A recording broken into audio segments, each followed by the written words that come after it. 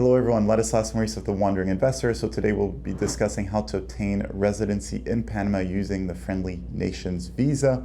We'll be discussing this with John, Weeman, and lovely Scarlett because you people have helped me obtain residency here. And I'd say Scarlett was the most helpful.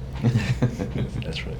So everyone knows about the $200,000 in real estate or $200,000 in a term deposit, but there's also a third way that I would like us to discuss, which is the way I use to obtain residency here in Panama. It's through company formation. Can you please elaborate on the company formation route to get residency here?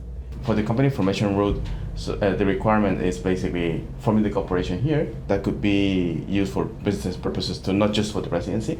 And then once the company is formed and registered, we can get the operation agreement, operation license, and the certification that to be go along with the corporation. Also, then once everything is wrapped up, we can elaborate and draft the job contract for that. And this is the basis for the residency. Yeah. It's really that simple. You create a company, you hire yourself, but then there's accounting fees. On the salary that you get, you also need to pay a bit of personal income tax. There's a bit of carry cost that there isn't with the term deposit or the real estate option, but it's a company that you can actually use and you don't have to invest $200,000. So if people go for real estate or a term deposit, how long do they actually need to keep that investment? They need to keep that for 3 years.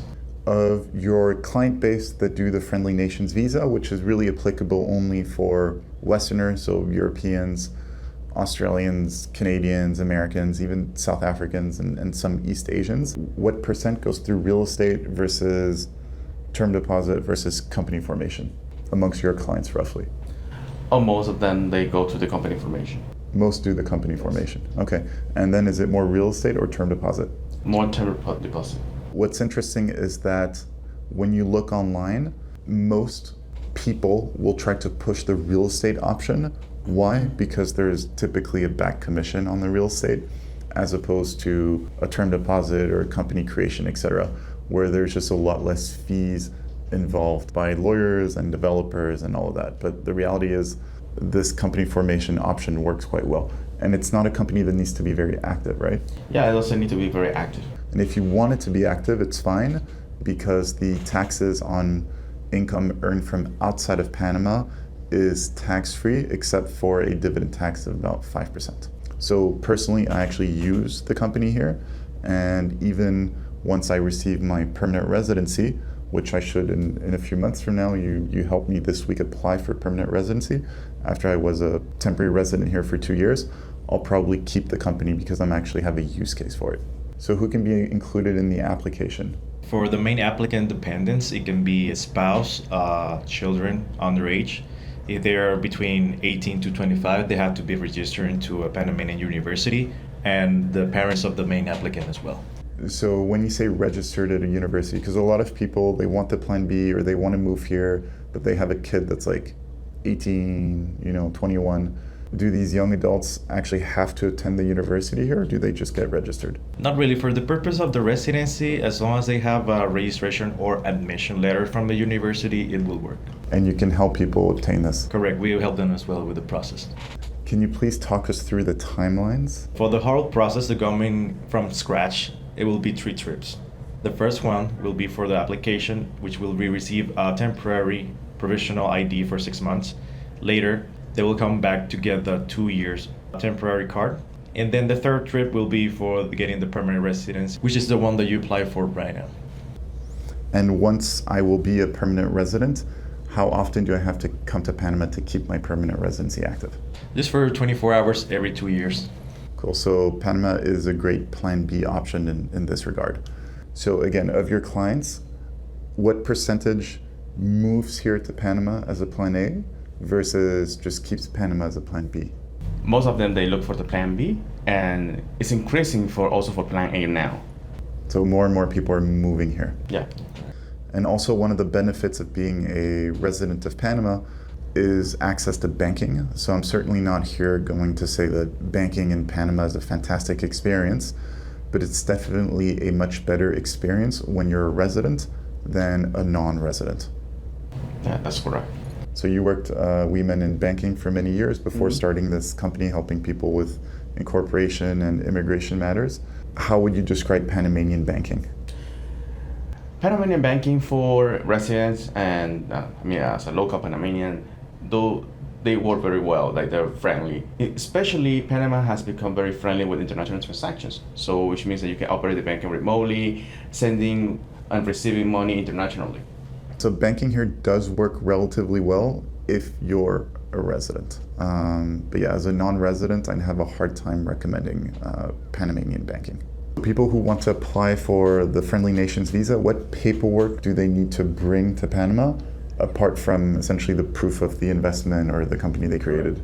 From their country of origin, they have to bring a police background check. It needs to be apostille or authenticated by a Panamanian consulate in their country. If they're married, it needs to have a marriage certificate, which needs to be apostille or authenticated for the consulate of Panama. And if they are bringing dependents and children, they need to have a birth certificate as well, apostille or authenticated. And if I want to bring a little scarlet like this one? Yeah, you can bring also the apostille document from the veterinary that will ask for the dog. Cool, so apostilles for everything, including for pet stuff, okay. And Weeman, can you help us understand the difference between residency and tax residency? Because many people make this mistake. They think that just by getting residency in Panama, they become tax residents of Panama, and that they don't have to pay taxes back in Canada or Belgium, even if they live there full time. The residency card is not tax ID document itself.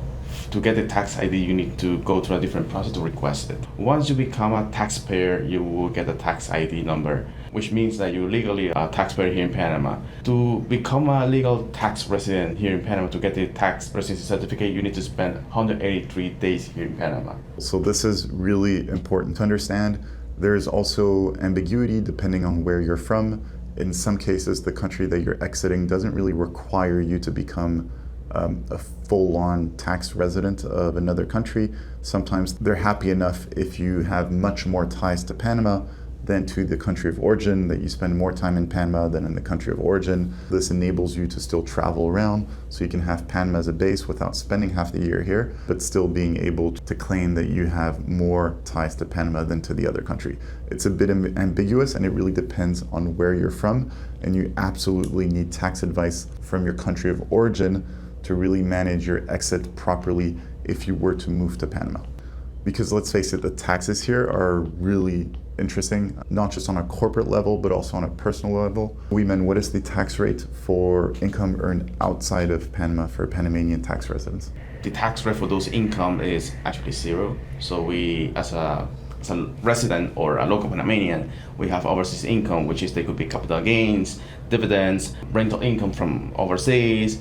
Also, we can get like inheritance in case, so this is not taxable event at all. So Panama is just fantastic from a tax point of view, and that's why people are increasingly moving here. We're seeing more and more fiscal pressure in Western countries, whether that be Western Europe, North America, Australia, and a lot of people are starting to boil and to feel the heat and are moving to places like Panama and are living here, are starting a new life here, and are saving hundreds of thousands of dollars a year in taxes. And that's money that they can reinvest, they can donate to charity, they can use for their own family, instead of just paying into systems that are increasingly going broke and are being thankless for all the taxes that are being paid. And what is the path to citizenship here? That's a good question. Since there's a confusing matter with this subject, once you get the permanent residency, you have to wait 5 years in order to get or apply for the citizenship. The thing is that information that is important is that you actually need to live here in Panama to get the citizenship. It's not something probably for people that want to have it as a plan B rather than have it as a plan A. So when you go online, permanent residency, 5 years, you can apply for citizenship. You can apply. You're just probably not going to get it. So you really need to build ties. Great, thank you. So if you want to find out more about the Friendly Nations Visa, there's a link below with a lot more information. There's also a free brochure that these gentlemen can send you, and you can get in touch with them below. Gentlemen, thank you very much. Thank you very much for having And us. particularly, thank you to Scarlett, the hero. Make sure to download my free ebook, 12 Mistakes to Avoid When Investing in International Real Estate, which you can find on my website, link below, and feel free to follow me on Instagram @TheWandering Investor. I look forward to hearing from you.